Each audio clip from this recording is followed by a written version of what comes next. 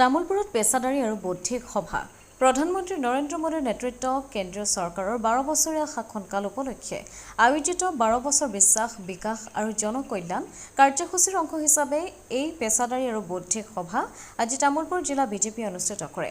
আজিৰ এই সভাত প্ৰগতিৰ পৰ্যালোচনা বিগত 12 বছৰত দেশৰ উন্নয়ন সুশাসন আৰু জনকল্যাণমুখী আঁচনিসমূহৰ ওপৰত বিস্তৃত আলোচনা কৰা হয়।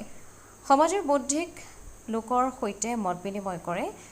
দেশ নিৰ্মাণ আৰু বিকশিত ভাৰত গঢ়াৰ ক্ষেত্ৰত বিভিন্ন ক্ষেত্ৰৰ বিশেষজ্ঞ পেছাদাৰী আৰু বুদ্ধিজীৱীসকলৰ পৰামৰ্শ গ্ৰহণ কৰা হয়।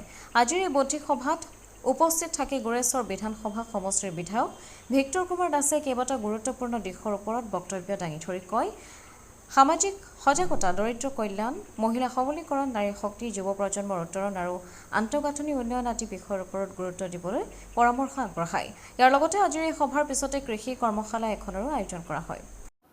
নমস্কাৰ সাংবাদিক বন্ধুসকল, আজি আমাৰ তামুলপুৰ জিলা বিজেপিৰ উদ্যোগত আৰু কিষাণ মৰ্চাৰ সহযোগত দেশৰ যশস্বী প্ৰধানমন্ত্ৰী সন্মানীয় নৰেন্দ্ৰ মোদী ডাঙৰীয়াৰ 12 বছৰ যি সুশাসনৰ চৰকাৰ সেই সম্পূৰ্ণ হোৱাৰ পৰিপ্ৰেক্ষিতত আমাৰ দেশত গোটেই ভাৰতবৰ্ষত যদি ভাৰতীয় জনতা পাৰ্টি এলানি কাৰ্যসূচী হাতত লৈছে আৰু সেই কাৰ্যসূচী মতে আজি আমি প্ৰথমতে আমি বৌদ্ধিক পেছাদাৰী বৌদ্ধিক সন্মিলন এখন কৰিলোঁ।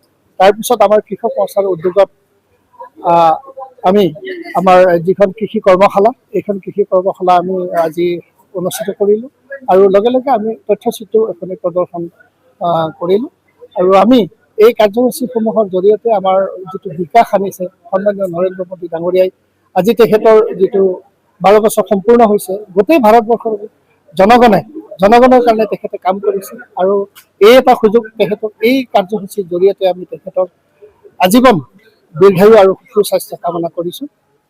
ধন্যবাদ। তামুলপুৰৰ পৰা পৱন বড়োৰ ৰিপৰ্ট, অমৃত নিউজ 24/7।